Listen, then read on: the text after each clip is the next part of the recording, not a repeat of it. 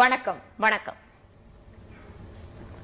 இலங்கை அரசின் ராணுவ தாக்குதலை தடுத்து நிறுத்தி அங்குள்ள தமிழர்களை பாதுகாக்க மத்திய அரசை வலியுறுத்தி இன்று கொட்டும் மழையில் பிரம்மாண்ட மனித சங்கிலி அணிவகுப்பு நடைபெற்றது. முதலமைச்சர் கலைஞர் தலைமையில் சென்னையில் தொடங்கி செங்கல்பட்டையும் தாண்டி நீண்ட இந்த மனித சங்கிலியில் தமிழ் உணர்வுள்ள அனைத்து அரசியல் கட்சிகள் மற்றும் அமைப்புகளின் தலைவர்களும் லட்சக்கணக்கான பொதுமக்களும் கலந்து கொண்டு இலங்கை தமிழர்களை பாதுகாக்க ஒருமித்த குரல் கொடுத்தனர். கண்ணு கெட்டிய தூரம் வரை கைகோர்த்து நின்றது மனித சங்கிலி. வங்கக்கடலே இடம்பெயர்ந்து வந்து ஓடையானதைப் போல் பல்வேறு அரசியல் கட்சிகள் மற்றும் துறைகளைச் சேர்ந்த மக்கள் அணிவகுத்து நின்ற இந்த மனித சங்கிலி சென்னையில் தொடங்கி 60 மைல்களுக்கு அப்பால் செங்கல்பட்டையும் தாண்டி நீண்டது. இலங்கையில் ராணுவ தாக்குதலில் தமிழர்கள் செத்துமடிவதை தடுத்து நிறுத்த மத்திய அரசை வலியுறுத்தும் விதமாக முதலமைச்சர் கலைஞர் அழைப்பை ஏற்று லட்சக்கணக்கானோர் திரண்டு வந்து நின்று தமிழினத்தின் ஒற்றுமைக்கு வரலாற்று சான்று படைத்தனர். தமிழினத்துக்காக வானமே அழுதது போல் மேகம் திரண்டு மழை பொழிந்து கொண்டிருந்தது. சென்னை சிங்காரவேலர் திடல் அருகே பிற்பகல் 3 மணியளவில் கொட்டும் மழையில் முதலமைச்சர் கலைஞர் மனித சங்கிலியை தொடங்கி வைத்தார். அமைச்சர்கள் பேராசிரியர் க அன்பழகன், திரு ஆற்காடு வீராசாமி, மத்திய அமைச்சர் திருமதி ராதிகா செல்வி மற்றும் திமுக முன்னணியினர் அங்கு அணிவகுத்து நின்றனர். அங்கிருந்து அணிவகுப்பை பார்வையிட்டபடி அவர் சென்றார். திரண்டு நின்ற தமிழினம் முதலமைச்சரை நோக்கி இலங்கை தமிழர் நலன் காக்க ஒருமித்த குரலில் ஆதரவு தெரிவித்தனர்.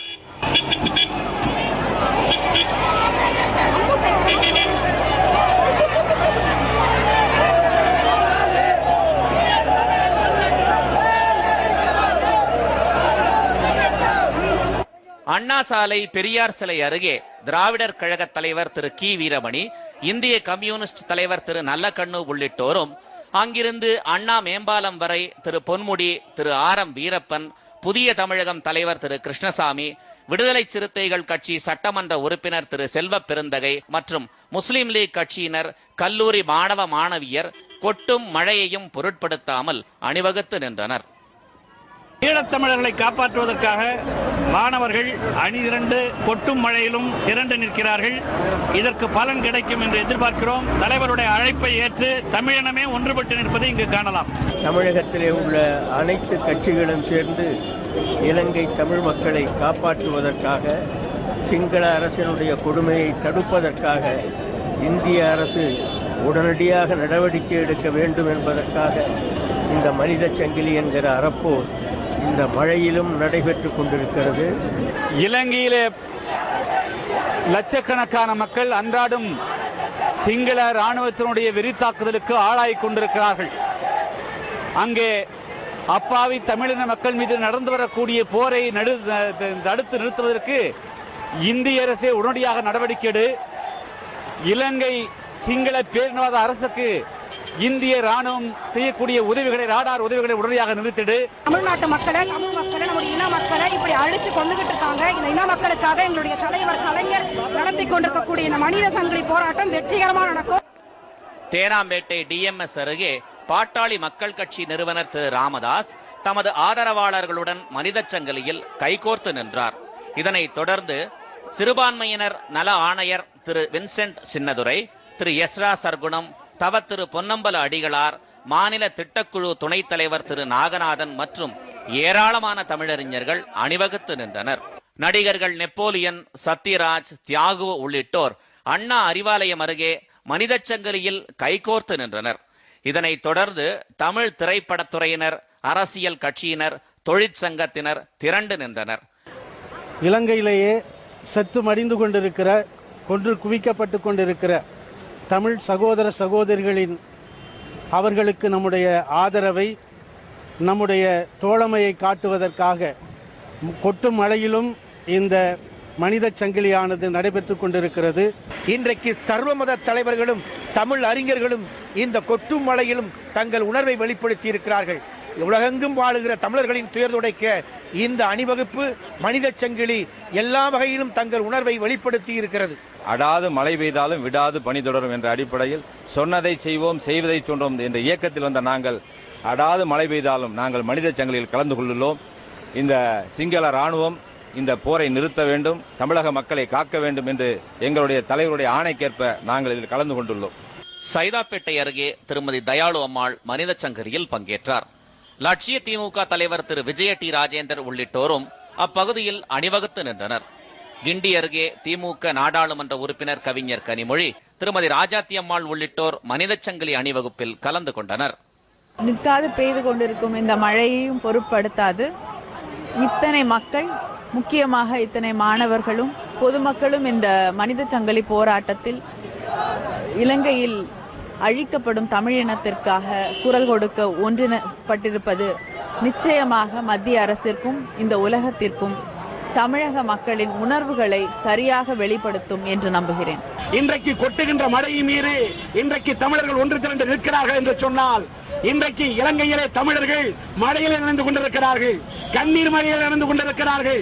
அந்த இலங்கை தமிழர்களுக்கு இரக்கம் காட்டத்தான் வான்மழையை இறங்கி வந்து அந்த மேகம் கரைந்ததை போல மத்திய அரசே நீ மனம் கரைய வேண்டும், இந்த தமிழினத்தை காப்பாற்ற வேண்டும். குரோம்பேட்டையில் உள்ளாட்சித்துறை அமைச்சர் திரு மு.க. ஸ்டாலின் மனித சங்கிலி அணிவகுப்பில் கலந்து கொண்டார். இந்த அணிவகுப்பு தாம்பரம், வண்டலூரை தாண்டி செங்கல்பட்டையும் கடந்து கைகோர்த்து நின்றது.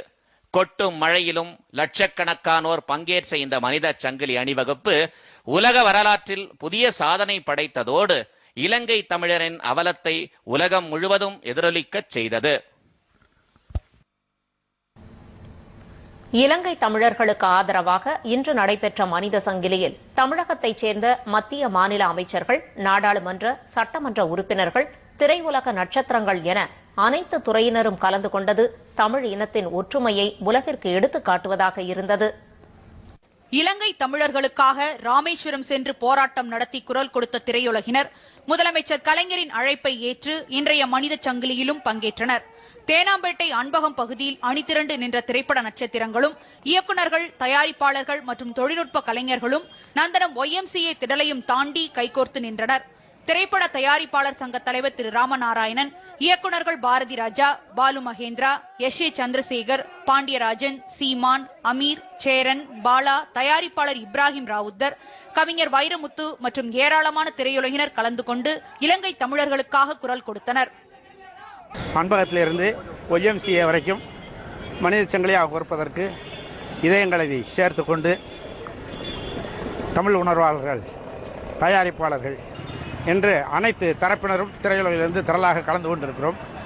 இந்த பேரணி நிச்சயமாக தமிழர்களுக்கு ஒரு நல்ல விடுவை ஏற்படுத்தும் என்று நம்புகிறேன். கொட்டும் மழையிலும் 80 வயது பெரியவர், பெண்மணி, 15 வயது சிறுவன், சிறுமியிலிருந்து இந்த சங்கிலியில் கலந்து கொண்டிருக்கிறார்கள் என்றால், அங்கே மடிந்து கொண்டிருக்கிற எங்கள் இனப்படுகொலையை எவ்வளவு ஆழமாக இவர்களுக்கு பதிந்திருக்க வேண்டும்.